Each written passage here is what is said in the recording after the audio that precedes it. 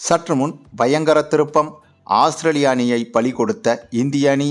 பும்ராவின் பிரமாண்ட உலக சாதனை பந்துவீச்சால் வெற்றியை நெருங்கி இந்திய அணி சரித்திர ஆட்டம். அதாவது கிரிக்கெட் உலகில் எந்த பந்துவீச்சாளரும் செய்யாத இமாலய சாதனையை செய்திருக்கிறார் பும்ரா. ஆஸ்திரேலிய அணிக்கு எதிரான 4வது டெஸ்ட் போட்டியின் முதல் இன்னிங்ஸில் 4 விக்கெட்டுகளை வீழ்த்திய இவர் இப்போது 2வது இன்னிங்ஸிலும் 4 விக்கெட்டுகளை வீழ்த்தியிருக்கிறார். அதாவது 4 விக்கெட்டுகளுக்கு அதிகமாகவே வீழ்த்தி வருகிறார்.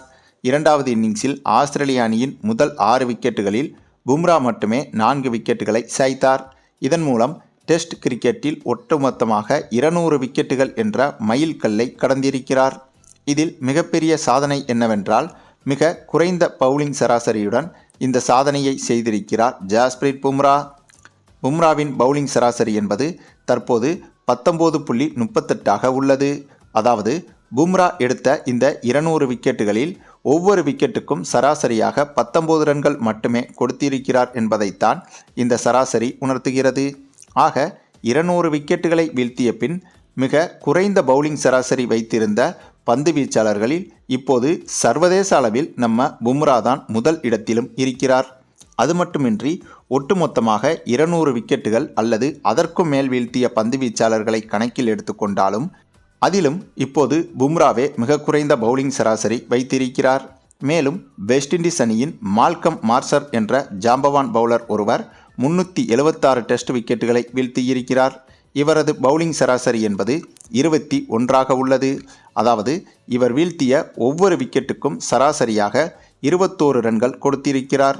ஆக இதுவரை 200 விக்கெட்டுகள் அல்லது அதற்கு மேல் வீழ்த்திய பந்து வீச்சாளர்களில் மிக சிறந்த பவுலிங் சராசரியாக இருந்தது இவரின் கைவசம்தான். இப்போது அந்த சாதனையையும் முறியடித்து விட்டார் நம்ம ஜஸ்பிரீத் பும்ரா.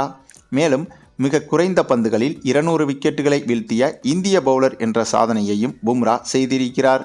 இதற்கு முன் முகமது ஷமி 9896 பந்துகளில் 200 விக்கெட்டுகளை வீழ்த்தியிருந்தார். அந்த சாதனையை முந்தியிருக்கும் பும்ரா தற்போது 8484 பந்துகளிலேயே 200 டெஸ்ட் விக்கெட்டுகளை வீழ்த்தியிருக்கிறார். மேலும் இந்த வரிசையில் நம்ம தமிழக வீரர் ரவிச்சந்திரன் அஸ்வினோ 10248 பந்துகளில் 200 விக்கெட்டுகளை வீழ்த்தியிருக்கிறார் என்பதும் குறிப்பிடத்தக்கது.